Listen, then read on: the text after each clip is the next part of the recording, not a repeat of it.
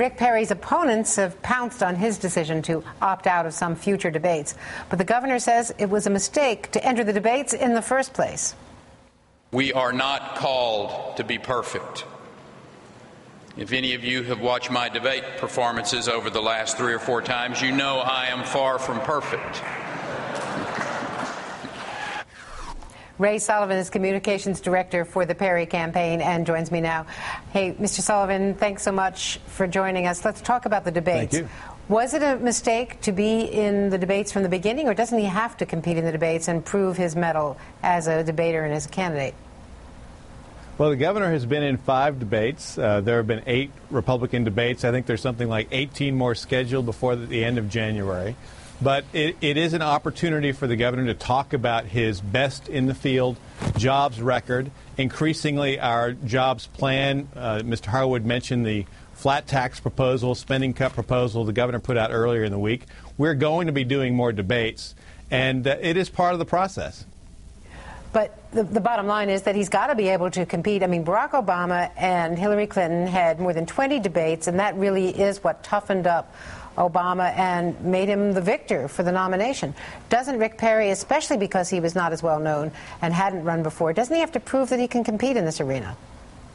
We have to prove that we can compete and win across the board. That means the 5 debates we've done, the more debates that we're going to do, as well as working on voters in Iowa and New Hampshire, rolling out those strong jobs policies. The governor put out on Tuesday in South Carolina a plan to do a 20% flat tax, to cut federal spending, to really jolt our economy back to health. That has been his strength as a job creator, as a fiscal conservative in Texas, and he needs to communicate that both at the debate forum, but also, like he's doing today in New Hampshire, one-on-one with individual reporters, with a local press corps. And we're trying to balance our time and prioritize our time with the voters on the ground in Iowa and New Hampshire and the other early states. They have an important job to do. We respect them and want to take that fiscal conservative message directly to those voters.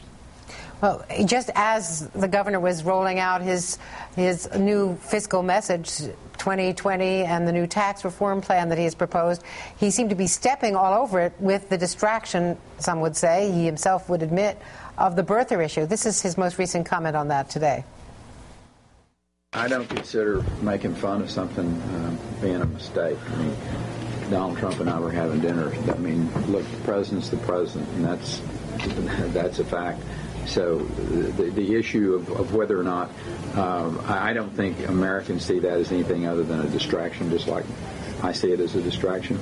So we're talking about, I don't think this is a mistake. I don't think getting people to work is a mistake. Clearly he's trying to get back on message here, but why did he say what he said to Parade Magazine? Why was he doubling down on it then again with John Harwood? I think the governor made it clear the last couple days that President Obama is an American citizen. He's a president. This is a distraction. The governor did not intend for this to be a serious discussion. But look, we understand and increasingly understand that this process is aimed to distract the candidates and distract the voters. So our challenge and goal will be to get back, as the governor did earlier, back on that strong jobs record, policy initiatives aimed at revitalizing our economy. And I think you'll see a lot more of that down the road. Well, Norman Major, I just mentioned earlier, the state senator in New Hampshire, changed his endorsement of Governor Perry to Mitt Romney, partly because of that birther comment.